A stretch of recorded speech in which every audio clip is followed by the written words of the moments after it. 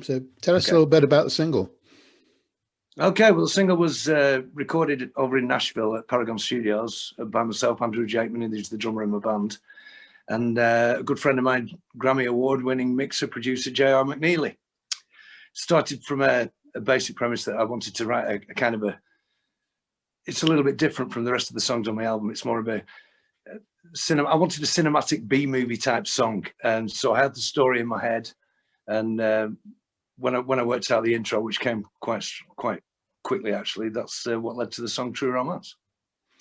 And you got quite a pedigree in the music business. You've sort of been all over and done all sorts of things. Tell us a little bit about that. Well, yeah, I've been playing music all my life, really, and I've been touring for a long time. Right from the 80s, we did a lot of touring over Europe and the States and UK with various bands doing different things. Soloy, I've been playing over in America at a couple of festivals with a cover band called the V8s, which was formed from another cover band, which is the house band in the Cavern in Liverpool called the Rockets. That led to the idea of doing a solo album, and that's where we are at the moment, using friends from the past to make the record. Right, and you've also been, or are, I think, let me describe this correctly, a jet airplane pilot for small passengers, how do you describe it? Yeah, correct. Well, for the last 20 odd years, I've been flying business jets, elite business jets, for a company called TAG Aviation in Farnborough. Flying all sorts of different aircraft for different people and operations around the world, in Moscow, Kazakhstan, Istanbul, you name it. I've been based there. But we had a series of flights for one particular aircraft that we were flying for a Turkish owner who used to rent his very nice jet out for charters. And that was based out of Farnborough or Luton down south. And we got quite a reputation for flying rock bands around. And one thing leads to another. They all kind of talk to each other. Certainly all the tour managers talk to each other. And we wound up basically bouncing around from tour to tour to tour for a few years. And that was a great job. It ended a couple of years ago when the owner sold the jet.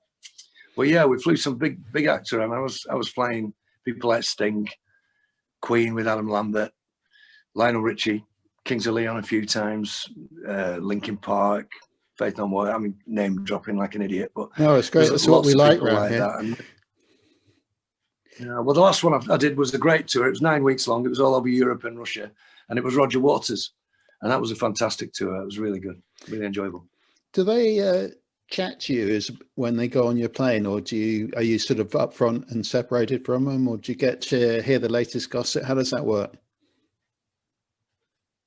I spent a lot of time with them because as the captain, I would be the one that met them in the terminal when they rocked up at the airport. So you kind of know where, obviously, for the time we were on the tour, we were with the guys from the beginning to the end. So you get to know not just the principal artists, but you get to know the road managers, tour managers, PAs, etc. And although most of these people aren't very demanding, there are certain things that we've got to kind of smooth the way with handling agents at airports. And so I would meet the guys as they arrived at the airport, bring them through the security or whatever it is they need to do at the airport, then stay with them till we get on the aeroplane. Then I close the door and fly them to the next destination. That was basically how it worked. And quite often we would stay in the same hotels. We'd go to the shows if time permit. If we were staying overnight, for example, and they were playing that night, then we'd usually go to the show. And yeah, you spend quite a bit of time with them, and it's quite good because you're backstage. You get to see behind the curtain quite a lot, and it's interesting.